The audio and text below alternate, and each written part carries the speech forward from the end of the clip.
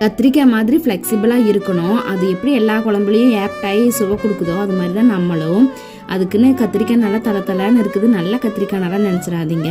இது எங்கள் தோட்டத்திலே விளை வச்ச கத்திரிக்காய் தான். அதுவும் இந்த கத்திரிக்காய் பார்க்குறதுக்கு தான் நல்லா தலைன்னு தக்காளியாட்டம் இருக்கும்.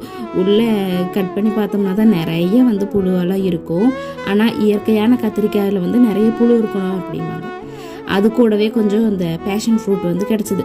அதையுமே ஜூஸ் போட்டு குடிக்கலான்னு இந்த வெயிலுக்கு ஜூஸ் போட்டாச்சு. அதுக்கப்புறமா இந்த கத்திரிக்காயில் ஏதாவது ஒன்று செய்யணும்.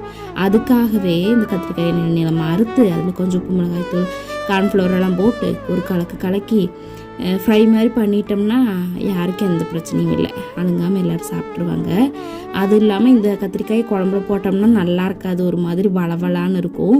அதனால தான் இதை ஃப்ரை பண்ணுறது.